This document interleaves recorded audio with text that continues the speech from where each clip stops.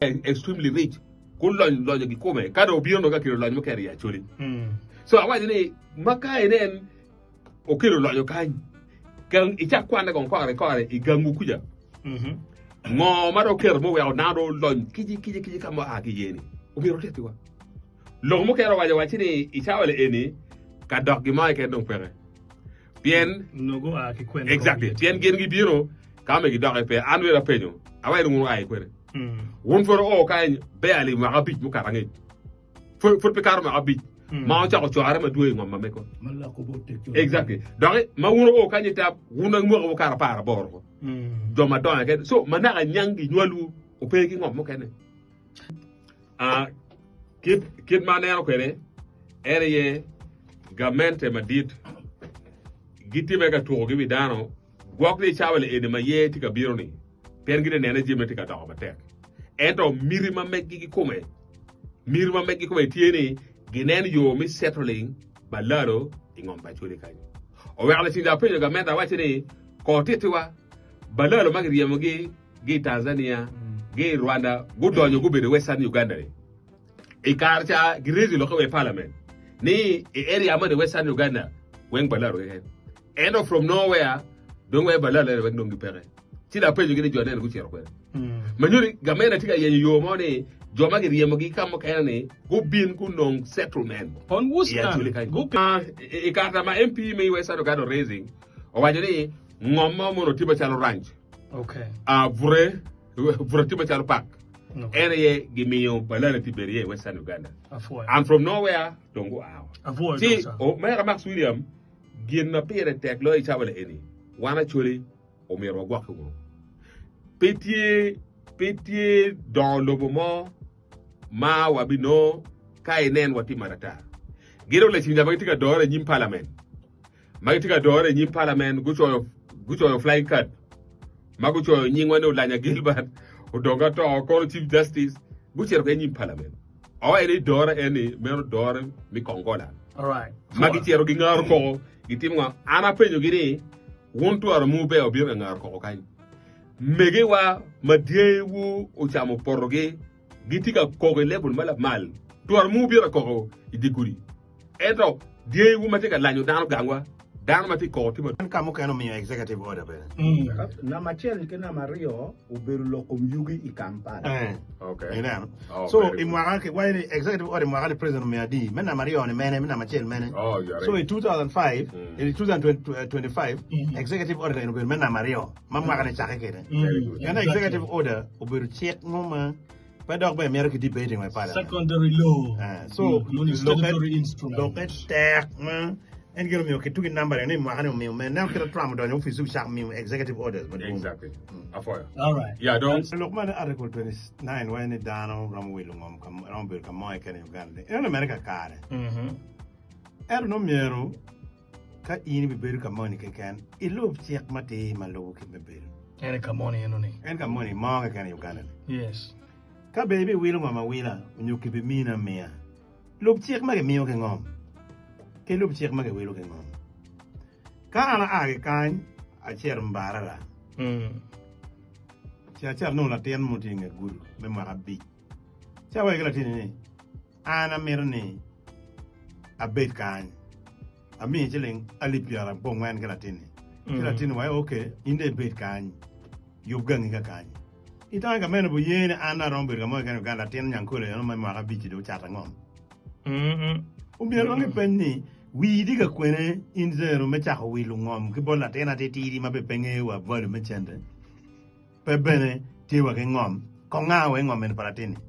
itene alwe eno ni yigino time ya chole kan zero manyo de ni ginna wa diga lokona en pe wa kwero ni ani gin jone pe go wi lungom unyo go cholo chende pe wa go wi lungom eno wi lo berni ning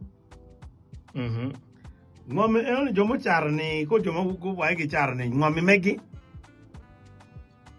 aya situation magen go biro ga wilo kere ke ngom ke dano ni mono data a churi don ke no wa ndi don gitie peaceful ko a churi ikin gi ke ken kon laro be ti chu ngom a churi gi ken be mana ko bo ga men ni gen gi merni ki dwok diang yu duok chen no ko go le diang ma ke tian ho nyu ti ka char ne ni no diang pa chuliti well kinani situation ma kare churi ma ke binu ne ka wil bot gini ma cha ka ndok bene inge anu ya an dwi ya wa me ni wan wa mo ke la kare kiri wa gam chen papalal er ki tung che loka do ka ne pa ko pa churi cha wa ni situation ma churi che yeni ba ada gra gam chen no da pen ka mente we actually impoverished actually do lu tian do lu lega yope gumope dano ki wayne ki timu genu nyotin dire pegetim Government were actually impoverished. Humanity that is zero. in ki komina ne wa ni ki temene ki chulu diang mu kan ki chulu wel ma bang ten diang eno ne kero be impoverishment ki mario wano na yang chalo wati ki uledie mada diga lokire eno inde tim gang wa nyan ko longu ye beru diri ento gira chen ma dit ma polar penge ene ne wan ka dange ni mulalo ne tam penyo ne po meru gam ko man ko But people are not stopped from mulalo that. ma ta ne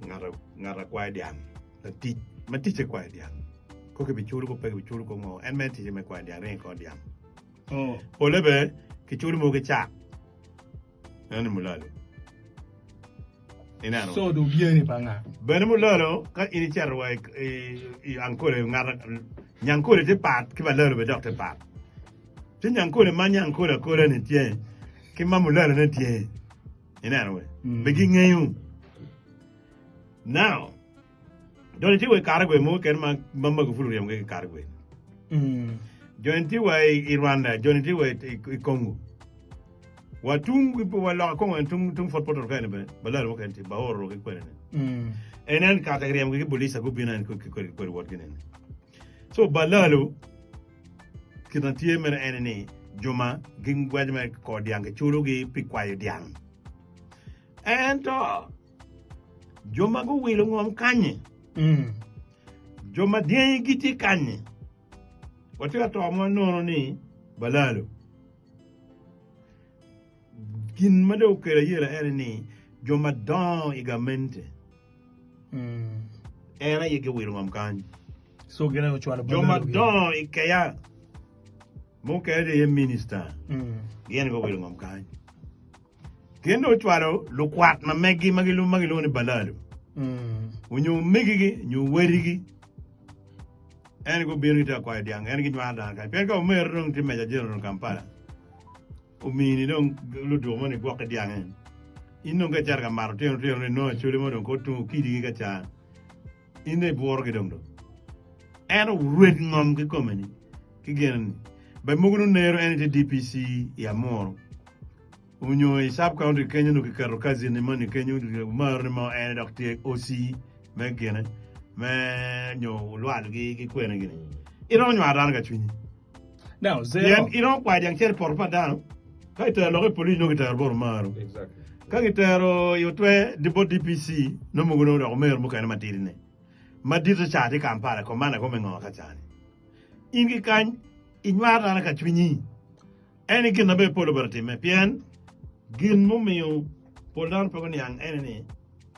ni kare ma dong logo biro wa jane ka kiter jone chalo balal mo wara en kita waro kere kono i Tanzania ki Uganda ki kwene pege binyang logo mate non kong ya chen mama noke ka we wun do ci nenu verification marketing money ka ci ada donc in ta kwa ndana bi ino window kwa ndana bi we ki do ndo ci lu ko ndo ko ci nen kit gina kite wa ne gati ada pen tunge na te winyane tunge na te winyane donc nagatin gina positive me